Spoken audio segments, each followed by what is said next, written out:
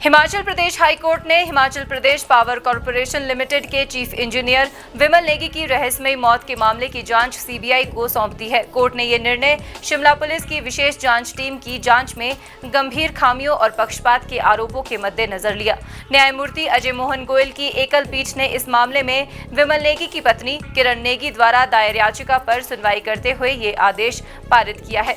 याचिका में आरोप लगाया गया था कि एसआईटी की जांच निष्पक्ष नहीं है और इसमें कई महत्वपूर्ण साक्ष्यों की अनदेखी की गई है।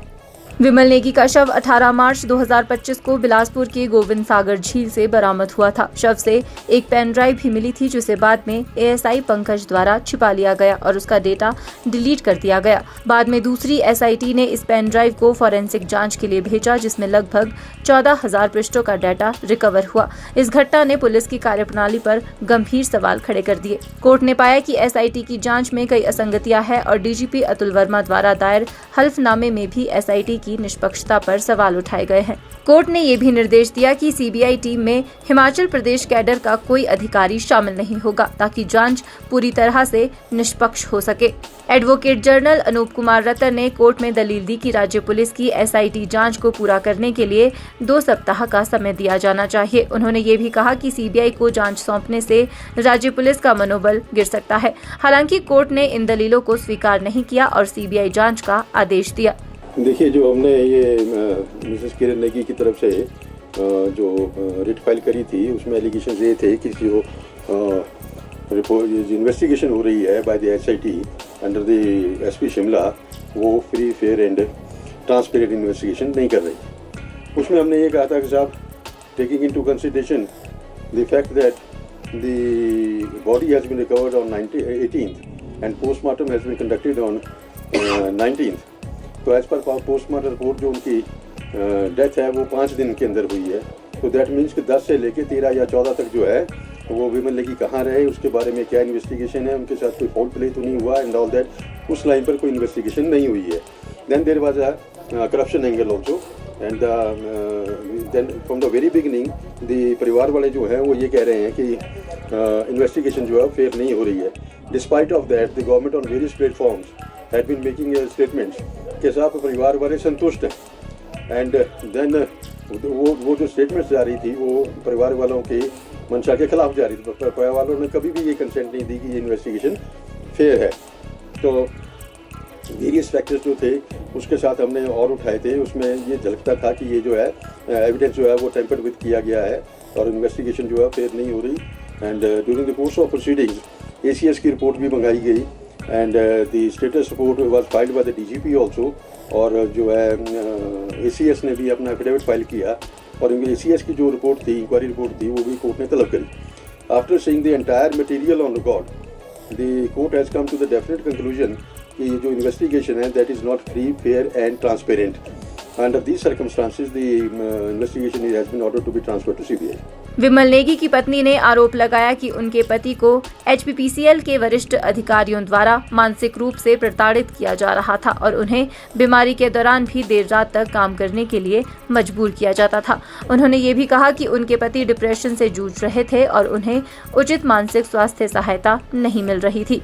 10 मार्च से लापता विमल नेगी का शव 18 मार्च को बिलासपुर स्थित गोविंद सागर झील में मिला था। नेगी के लापता होने के बाद उनकी पत्नी ने मुख्यमंत्री को पत्र लिखकर ऊर्जा निगम के तत्कालीन एमडी हरिकेश मीणा, निदेशक देशराज समेत अन्य उच्च अधिकारियों पर पति को प्रताड़ित करने का आरोप लगाया था। हम इससे बिल्कुल संतुष्ट है। आखिरकार हमें जो है 2 महीने के बाद जो है न्याय मिला है, सत्य की जीत हुई है और आगे भी हमें जो है भरोसा है कि हमें जो है न्याय मिलेगा। किस तरह से देखते हैं इस कोर्ट के ऑर्डर को? इस कोर्ट के ऑर्डर को जो है हम जो है भारतीय न्यायपालिका पर जो है हमें पूर्ण विश्वास था। माननीय उच्च न्यायालय ने जो फैसला दिया है ये दर्शाता है कि सत्यमेव जयते हमारा जो है एक वो भी है, तो सत्य की जीत हुई है। इसलिए थोड़ा सत्य का रास्ता थोड़ा कठिन है लेकिन जीत निश्चित है। कौन कौन लोग इन्वॉल्व हो सकते हैं? जैसे पहले भी आपने जो है हमने पहले से जो है बताया है कि जो डायरेक्टर देशराज, जिनकी पहले भी एफआईआर हो चुकी है, एमडी हरिकेश मीणा, उसके बाद जो है एक तीसरा नाम भी था, न्यायालय में नहीं आया अभी, वो जो डायरेक्टर फाइनेंशियल शिवम प्रताप सिंह, उनकी भी इसमें भूमिका रही है।